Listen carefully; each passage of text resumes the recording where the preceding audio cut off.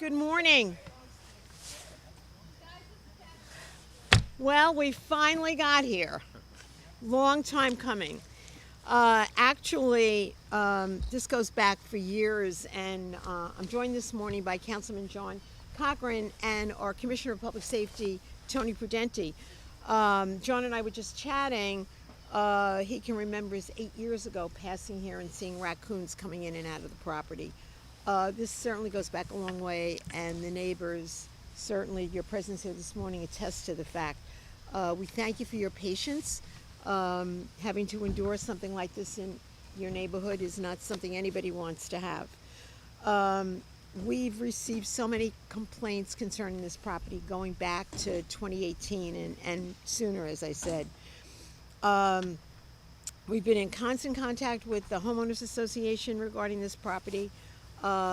Finally, in January, the resolution was passed at the town board unanimously that this was a derelict property, that we needed to take it down. It was deemed unsafe by inspectors on November 17th.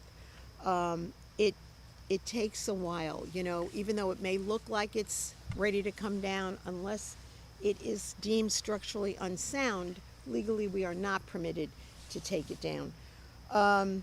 Demolitions are traditionally a long and arduous process, but it's encouraging to finally move forward with the removal of this unsafe property with as little delay as possible. So we're going to be brief so they can get back to knocking it down.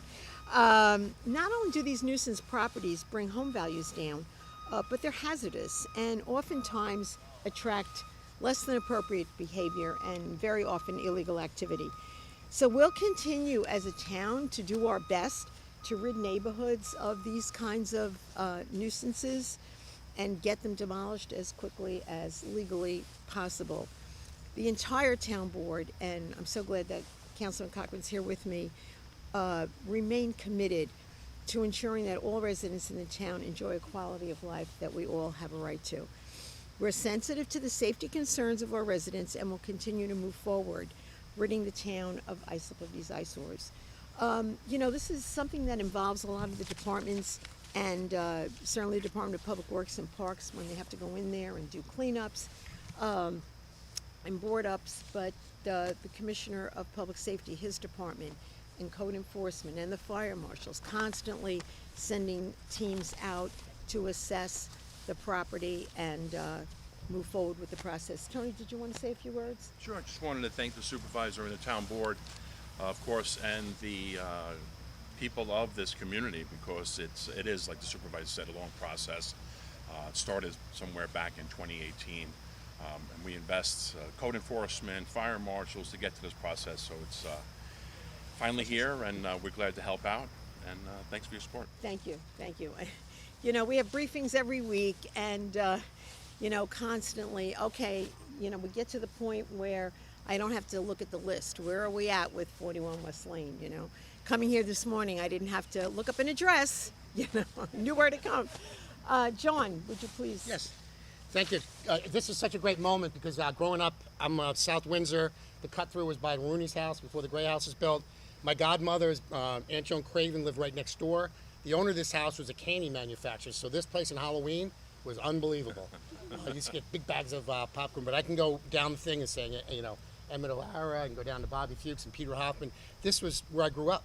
And when I was dropping my son off for lacrosse with Aiden and Seamus Rooney, and I'm watching raccoons coming out of the house, and then the neighbor here complaining about the rats coming in their pool, that was about 8 years ago. And it was such a battle to get this because you have such a great community here. And this is one of the things that when I leave as a councilman, this is going to be my crowning achievement. So thank you for the Okanee Association, and it's going to be happy to see this nightmare go down.